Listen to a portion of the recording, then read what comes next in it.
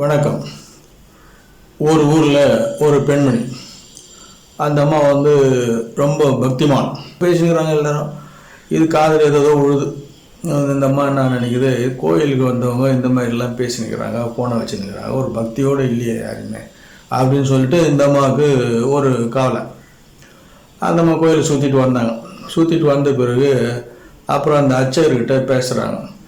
ஏன்னா இன்றைக்கி கோயிலுக்கு வராங்க எல்லாரும், யாருமே உண்மையாக சாமி கும்பிட்ற மாதிரி யாருமே இல்லை. எல்லாம் ஃபோனை வச்சு அவங்கவுங்க கதையெல்லாம் பேசினுக்கிறாங்க. அப்புறம் கும்பலாக உட்காந்து ஏதோ கதையெல்லாம் பேசினுக்கிறாங்க. இது எனக்கு பிடிக்கல. அதனால் நான் இனிமேல் கோயிலுக்கு வரணுமா என்னன்றதை நான் யோசிக்கணும். நான் பேசாமல் வீட்லேயே இருந்து சாமி கும்பிட்டுக்கிறேன், எதுக்காக நான் கோயிலுக்கு வரணும் அப்படின்னு சொல்லிட்டு அந்த அம்மா அந்த அர்ச்சகர்கிட்ட கேட்குறாங்க. அதுக்கு அந்த அர்ச்சகர் சொல்கிறாரு, இல்லை நீங்கள் எந்த முடிவும் எடுத்துறாதீங்க, நான் ஒன்று சொல்கிறேன், அதுக்கு பிறகு நீங்கள் கோயிலுக்கு வர்றதா வேண்டாமாங்கிறத பற்றி நீங்கள் முடிவு எடுத்துக்கோங்க அப்படின்னு சொல்லிட்டு அந்த அர்ச்சகர் சொல்கிறார். சரி என்னன்னு சொல்லுங்கள் அப்படின்னு அந்த அம்மா கேட்குறாங்க. அவர் ஒரு கண்ணாடி கோழியை கொண்டாந்து கையில் கொடுத்து நிறைய தண்ணி ஊற்றி கையில் கொடுத்துட்டார். இந்த கண்ணாடி கோழியை எடுத்துக்கிட்டு நீங்கள் கோயிலை 2 முறை சுற்றி வாங்க, இதில் இருக்கிற தண்ணியானது கீழே விடக்கூடாது, அப்புறம் பாத்திரமும் கீழே விடக்கூடாது. பாத்திரம் கீழே விழுந்தால் கண்ணாடி பாத்திரம் உடஞ்சிடும். அதனால் தண்ணியும் விழக்கூடாது, கண்ணாடி பாத்திரமும் கீழே விழக்கூடாது. விழாமல் இந்த கோயிலை 2 முறை சுற்றி வாங்க, அதுக்கப்புறம் நான் சொல்கிறேன் அப்படின்னு சொன்னேன். என்னால் முடியும்னு சொல்லிட்டு அந்த அம்மா வாங்கின்னு கோயிலை சுற்றி வராங்க. சுற்றி 2 முறை சுற்றி வந்துட்டு பிறகு அப்புறம் ஒன்று நிறுத்துறாங்க. நிறுத்திட்டு அர்ச்சகர்கிட்ட கொடுக்குறாங்க. இல்லை நீங்கள் சொன்ன மாதிரி நான் சுற்றினேன், தண்ணிலாம் கீழெலாம் விழலை, பாத்திரம் பத்திரமா கொண்டு வந்து கொடுத்துட்டேன் அப்படின்னாங்க. சரி நல்லது அப்படின்னு அர்ச்சகர் அதை வாங்கி வச்சுக்கிட்டு, அம்மா இப்போ நீ கோயிலை சுற்றுனீங்களே, இப்போ யாருன்னா செல்ஃபோன் பேசினுக்கிறாங்களா, அதை நீ பார்த்தீங்களான்னு கேட்டார்.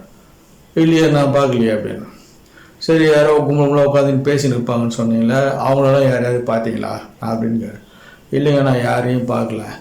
வீணு பேசின்னு உட்காந்து இருப்பாங்க அப்படின்னு சொன்னீங்களே, அந்த மாதிரி ஆளுங்களை யாராவது பார்த்தீங்களா அப்படின்னு கேட்குறாங்க. இல்லைங்க நான் யாரையும் பார்க்கல அப்படின்னு இந்த மாதிரி சொல்கிறேன்.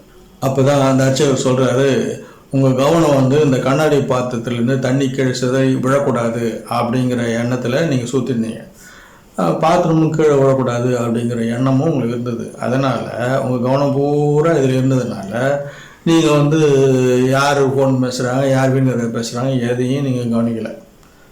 அதான் அதே மாதிரி நீங்கள் கோயிலுக்கு வந்தீங்கன்னா தெய்வத்து மேலே பக்தியாக இருங்க, அவரை நினச்சி கடவுளை நினச்சி கோயிலை வளம்பாங்க. அப்புறம் வந்தீங்கன்னா உங்களுக்கு எதுவும் கண்ணுக்கு படாது. நீங்கள் போகும்போது யாருன்னா பேசினா போனால் நீங்கள் எதுவும் கவனிக்கிறீங்க, தெய்வத்தை மட்டும் நினைத்தீர்களானால் உங்களுக்கு இதெல்லாம் கண்ணில் படாது அப்படின்னு சொல்லிட்டு அந்த அர்ச்சகர் சொல்கிறார். அதுக்கு பிறகு அந்த அம்மா, சரிங்க நீங்கள் சொன்னது சரிதான், இப்போ எனக்கு புரிஞ்சிடுது, அதனால் நாளிலேருந்து நான் தினமும் கோயிலுக்கு இந்த மாதிரி விஷயங்களை கவனம் செலுத்தாமல் தெய்வத்து மேலே பக்தி செலுத்தி நான் போகிறேன் அப்படின்னு சொல்லிட்டு அந்த அம்மா அந்த அர்ச்சகரை கையெழுத்து கும்பிட்டுட்டு அவங்க போயிடுறாங்க. இதுதான் கதை. இந்த கதையிலேருந்து நம்ம என்ன தெரிஞ்சுக்கணும்னா, கோயிலுக்கு போனோம்னா கோயில் சாமி இதை தான் நினைக்கணுமே தவிர அங்கே வீண் நோம்பு ஃபோனு இதெல்லாம் எதுவும் நம்ம வச்சுக்கின்னு பேசக்கூடாது.